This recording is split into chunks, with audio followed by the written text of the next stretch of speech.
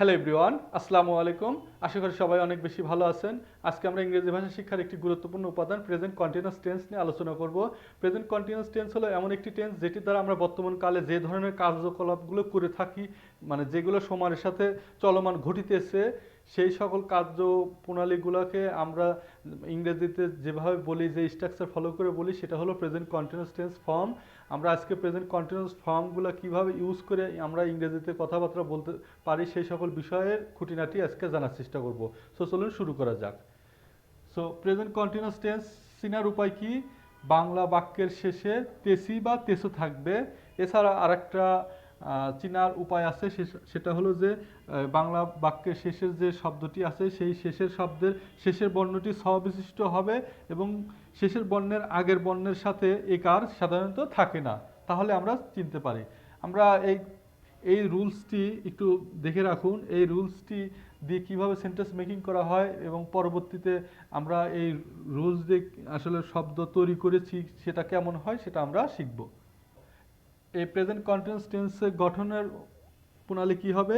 সেটা হলো সাবজেক্ট, এরপরে অ্যাম ইজ আর প্লাস ভার্বের আইএনজি ফর্ম প্লাস অবজেক্ট অথবা এক্সটেনশন। আমরা এই বিষয়টি কিছু উদাহরণের মাধ্যমে আলোকপাত করতে পারি।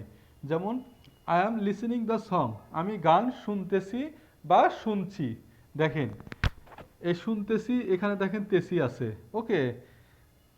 অথবা আমরা যখন শুনছি স বিশিষ্ট করব, দেখেন স আছে কিন্তু এই সর আগের বর্ণটি কিন্তু একার জাতীয় হয়নি। একার জাতীয় যদি হয় তাহলে সেটা কিন্তু আর প্রেজেন্ট কন্টিনিউয়াস টেন্সের মধ্যে থাকে না, সেটা প্রেজেন্ট পারফেক্ট টেন্সের মধ্যে পড়ে যায়।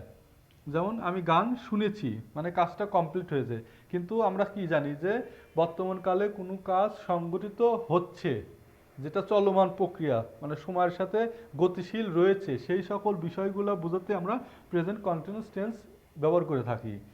সো আমরা সেকেন্ড উদাহরণটা দেখলে কি হবে? আই এম বাইং সামথিং, আমি কিছু কিনতেছি বা কিনছি, মানে এই কাজটা গতিশীল আছে, মানে সময়ের সাথে এই কাজটা গতিশীল আছে, এরকম বোঝাতে আসলে আমরা এই প্রেজেন্ট কন্টিনিউয়াস টেন্সই ইউজ করে থাকি। এটা হলো বর্তমানকালে কোনো কাজ সময়ের সাথে সংগঠিত হচ্ছে, যার একটা গতি আছে, সেই সকল বিষয়গুলো বোঝাতে আমরা প্রেজেন্ট কন্টিনিউয়াস টেন্স ইউজ করে থাকি। সো এখানে একটু বলে রাখা ভালো, এই যে আমরা অ্যাম ইজ আর এর পরে যে ভার্বের আইএনজি ফর্ম বসিয়েছি, এটা সাধারণত আমরা দুই ধরনের ভার্ব ইউজ করে থাকি। সেটা হলো যে একটা হলো ডু ভার্ব আর একটা হলো বি ভার্ব। আর ডু ভার্ব কোনগুলা? যে ভার্ব দ্বারা প্রত্যক্ষভাবে কোনো কাজ করাকে বোঝায় সেই ভার্বটাকে ডু ভার্ব বলে। ডু ভার্ব কোনগুলা? যেমন do, come, see, buy, send, হ্যাঁ, এই সকল ভার্বগুলো হলো ডু ভার্ব।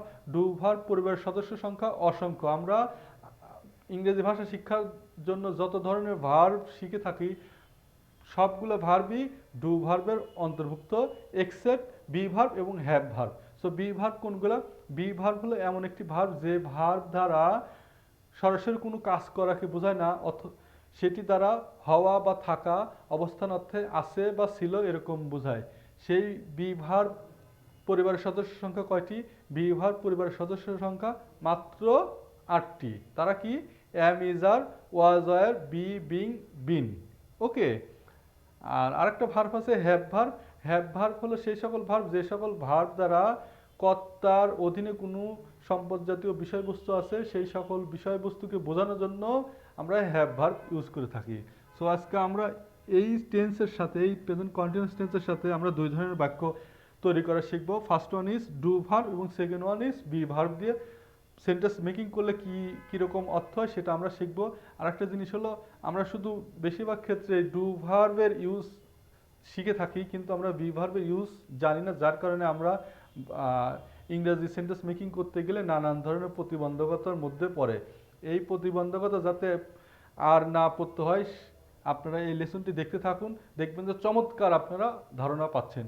সো চলুন আমরা ডু ভার্ব এবং বি ভার্ব দিয়ে সেন্টেন্স মেকিং করলে সেই সকল সেন্টেন্সের অর্থ কেমন আসে সেই সকল বিষয়গুলো আমরা শিখে নেই। দেখুন এখানে কিছু উদাহরণ আমি লিখলাম। সেটা হলো যে I am coming in Dhaka, আমি ঢাকায় আসতেছি বা আসছি।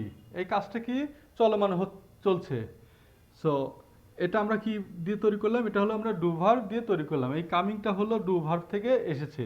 সো এটাকে আমরা বি ভার্ব দিয়ে রূপান্তর করলে কি হবে? I am being in Dhaka, আমি ঢাকায় থাকতেছি বা থাকছি।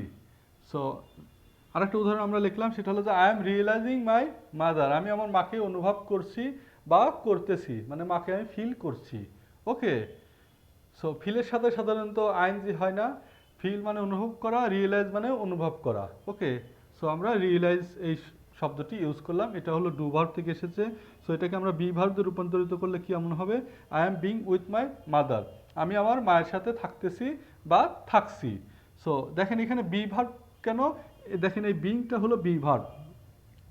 সো এই অ্যামটা হলো অক্সিলারি ভার্ব, কিন্তু আমরা মেইন ভার্ব হিসেবে ডু ভার্ব এবং বি ভার্বের যে ব্যবহার আছে সেইগুলো আমাদের শিখতে হবে। সো মেইন ভার্ব সবসময় আমরা ডু ভার্ব, বি ভার্ব এবং হ্যাভ ভার্ব দিয়ে কীভাবে সেন্টেন্স মেকিং করা যায় সেটাই আমাদের শিখতে হবে এবং সেই বিষয়ে আমাদের পারদর্শী হতে হবে। তাহলে দেখবেন যে ইংরেজি ভাষাটা বাংলা ভাষার চেয়েও সহজ আপনার কাছে মনে হবে। সো দেখেন এটা ডু ভার্ব, এটা বি ভার্ব। এখন এখানে বিং, বিং কেন হলো?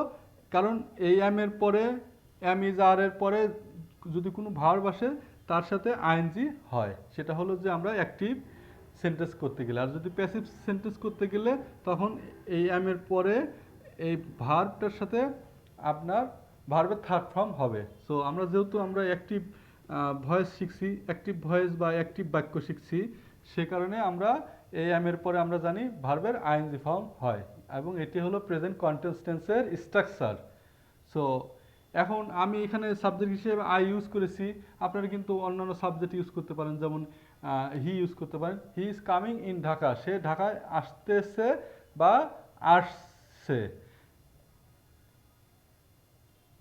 হি ইজ বিং ইন ঢাকা, সে ঢাকায় থাকতেছে বা থাকছে। He is realising my mother, সে আমার মাকে অনুভব করছে বা করতেছে। So he is being with my mother, সে আমার মায়ের সাথে থাকতেছে বা থাকছে। এরকমভাবে সেন্টেন্স মেকিং করা যায়।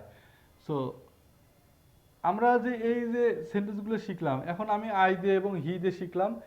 এখানে we, you, you, she, Rahim, your son, my mother, they, all, everybody, one, এই সকল সাবজেক্ট চেঞ্জ করে কিন্তু আপনারা এই একটা সিম্পল বাক্যকে আপনারা কিন্তু চারটা সেন্টেন্সে মেকিং করে ফেলতে পারছেন। প্রথমে দুটা সেন্টেন্স মেকিং করলেন, তারপর আবার দুটা সেন্টেন্স মেকিং করলেন। এবং ইংরেজি শিখতে হলে আমরা ডু ভার্ব সেন্টেন্স মেকিং করতে পারলে সেই সিম্পল সেন্টেন্সটাকে আমরা যাতে বি ভার্ব দিয়ে তৈরি করতে পারি, বি ভার্ব দিয়ে তৈরি করলে কেমন অর্থ হয় সেই বিষয়টা অবশ্যই শিখতে হবে। আপনি শুধুমাত্র ডু ভার্ব দিয়ে সেন্টেন্স মেকিং করতে পারলেন, কিন্তু বি ভার্ব দিয়ে সেন্টেন্স মেকিং করতে না পারলে দেখবেন যে আপনার কাছে গ্রামাটিক্যাল অনেক রুলস রেগুলেশন, এই যে মারপ্যাচ আছে সেটা অনেক কঠিন মনে হবে। কিন্তু এই ডু ভার্ব দিয়ে সেন্টেন্স মেকিং করার সাথে সাথে যদি আপনি বি ভার্ব দিয়ে সেন্টেন্স মেকিং করতে পারেন তাহলে আপনি সাকসেসফুল, তাহলে আপনার কাছে ইংরেজি ভাষাটা সহজ সাধ্য হয়ে যাবে। সো চলুন আরও কিছু উদাহরণ আমরা দেখি। এখানে একটা উদাহরণ লিখলাম, সেটা হলো যে I am practising the medicine. এই প্র্যাকটিস থেকে প্র্যাকটিসিং আসছে, এটা হলো ডু ভার্ব থেকে এসেছে, যার অর্থ হলো আমি ডাক্তারি করছি বা করতেছি। ওকে, সো এটাকে আমরা বি ভার্ব দিয়ে তৈরি করব। আমরা যে মেইন ভার্ব, যে এখানে ডু ভার্ব আছে, এই মেইন ভার্বটাকে আমরা চেঞ্জ করে দিয়ে আমরা বি ভার্ব ইউজ করব। সো বি ভার্ব ইউজ করলে কেমন হয়? যেমন I am being a doctor. দেখেন আমরা জানি যে ডু ভার্ব এবং বি ভার্বের সেন্টেন্স মেকিং করব, যেহেতু আমরা এটা ডু ভার্ব ইউজ করলাম, যেহেতু আমরা জানি যে ডু ভার্বের পরিবারের সদস্য সংখ্যা অসংখ্য, এই কারণে এখানে আমরা ডু ভার্ব হিসেবে এই ভার্বটা ইউজ করলাম। আর বি ভার্ব যেহেতু লিমিটেড ভার্ব, তাহলে আমরা বি ভার্ব এই বি ভার্বই থাকবে। সো যেহেতু এম এর পরে ভার্বের আইএনজি হয়, তাহলে বি ভার্বের ING form being. So I am being a doctor, আমি একজন ডাক্তার হইতেছি বা হচ্ছি। ওকে, সো আমরা পরে আরেকটা উদাহরণ লিখেছি, সেটা হলো আই এম কোয়ারেলিং উইথ রহিম, আমি রহিমের সাথে ঝগড়া করছি বা করতেছি।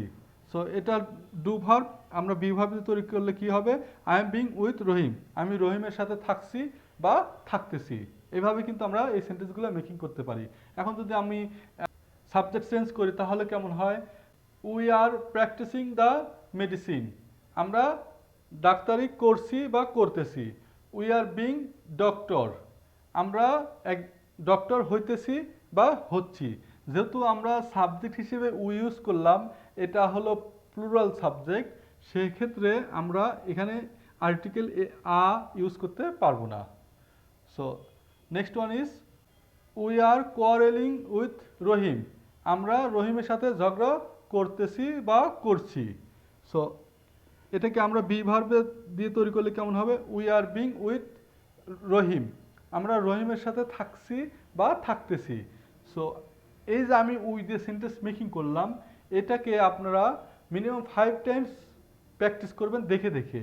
যেমন we are practising the medicine, আমরা ডাক্তারি করছি বা করতেছি। We are practising the medicine, আমরা ডাক্তারি করছি বা করতেছি। We are practising the medicine, আমরা ডাক্তারি করছি বা করতেছি। We are practising the medicine, আমরা ডাক্তারি করছি বা করতেছি। We are practising the medicine, আমরা ডাক্তারি করছি বা করতেছি। এরকমভাবে 5 টাইমস ইউজ করলে দেখবেন যে আপনাদের এই কথাগুলো ব্রেনের মধ্যে স্টোর হয়ে গেছে, যার ফলে এই যে আমরা যে স্ট্রাকচার ইউজ করে সেন্টেন্স মেকিং করলাম, এই স্ট্রাকচার আপনার ব্রেনের মধ্যে লিপিবদ্ধ হয়ে যাবে। যখন এই স্ট্রাকচারকে ফলো করে কোনো কথা বলতে হবে, তখন দেখবেন যে ব্রেন থেকে অটোমেটিক সেন্টেন্স মেকিং করে সাপ্লাই দিচ্ছে। তখন আর বাংলা সেন্টেন্স মনে করে তারপর ইংরেজিতে রূপান্তরিত করে ডেলিভারি করতে হবে এমন হবে না। দেখবেন যে ইংরেজি কথাগুলোই আপনার ব্রেনের মধ্যে ধরা দিয়েছে, যার ফলে চিন্তাভাবনা ছাড়াই আপনার ইংরেজি সেন্টেন্স মেকিং করতে সক্ষম হবেন এবং আপনার কমিউনিকেশনে যে কথাবার্তাগুলো বলতে হবে সেই কথাগুলো অটোমেটিক আপনার মুখ থেকে বের হবে। আর প্রত্যেকটা সেন্টেন্স যদি মিনিমাম 5 টাইমস প্র্যাকটিস করেন, আপনি অল্প শেখেন, কিন্তু প্র্যাকটিস যদি বেশি পরিমাণ করেন তাহলে দেখবেন যে আপনার মুখের জড়তাগুলো কেটে গেছে।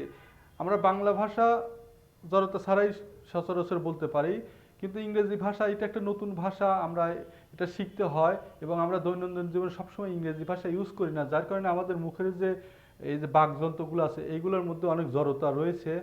এই এই কারণে প্রত্যেকটা সেন্টেন্স যদি 5 টাইমস প্র্যাকটিস করা যায়, দেখবেন যে এই মুখের এই জড়তাগুলো কেটে যাবে, এই ইংরেজি ভাষার যে জড়তা সেই জড়তাগুলো কেটে যাবে। সো চলুন আরও কিছু উদাহরণ আমরা দেখি। আরও কিছু উদাহরণ লিখলাম, সেটা হলো যে I am speaking with my colleague. আমি আমার সহকর্মীর সাথে কথা বলছি বা বলতেছি। ওকে, সো এটা দেখেন ডু ভার্ব, স্পিকিংটা হলো ডু ভার্ব। সো এটা আমরা বি ভার্ব দিয়ে তৈরি করলে কেমন হবে? I am being with my colleague. আমি আমার সহকর্মীর সাথে থাকছি বা থাকতেছি। I am holding a meeting with buyer. আমি ক্রেতার সাথে মিটিং করতেছি বা করছি, অথবা আমি বায়ারের সাথে মিটিং করতেছি বা করছি। এই বায়ার দ্বারা আসলে আমরা অ্যাজ ইউজুয়ালি বিদেশে যারা মালামাল ক্রয় করে তাদেরকেই আমরা বেশিরভাগ ক্ষেত্রে বলে থাকি বা বুঝে থাকি। সো এই হোল্ডিংটা হলো ডু ভার্ব, আমরা বি ভার্ব দিয়ে তৈরি করলে কি হবে? I am being with buyer. আমি ক্রেতার সাথে থাকতেছি বা থাকছি। এটা কি জাস্ট অল্প সময়ের জন্য আমি হয়তো ক্রেতার সাথে থাকতেছি বা থাকছি, হ্যাঁ, যে তাকে আমি নির্দেশনা দেওয়ার জন্য, যে আমি মালামাল দেখাচ্ছি, তো মালামাল দেখানোর জন্য তার সাথে তো থাকার প্রয়োজন আছে। এই কারণে আমরা সেই সময় আমরা বলতে পারি যে I am being with buyer, আমি আমার ক্রেতার সাথে থাকতেছি বা থাকছি। সো এইভাবে কিন্তু আপনারা সেন্টেন্স মেকিং করতে পারেন। সো ভিডিওটি কেমন লাগলো অবশ্যই কমেন্ট করে জানাতে পারেন। আর ভিডিওটি যদি ভালো লেগে থাকে অবশ্যই লাইক করবেন এবং ফ্রেন্ডস অ্যান্ড ফ্যামিলির মাঝে শেয়ার করে সবাইকে শেখার সুযোগ করে দিবেন। আজকে এই পর্যন্ত থাক, আবার অন্য কোনো ভিডিওতে আপনাদের সাথে দেখা হবে। সেই পর্যন্ত সবাই অনেক বেশি ভালো থাকবেন। আল্লাহ হাফেজ, আসসালামু আলাইকুম।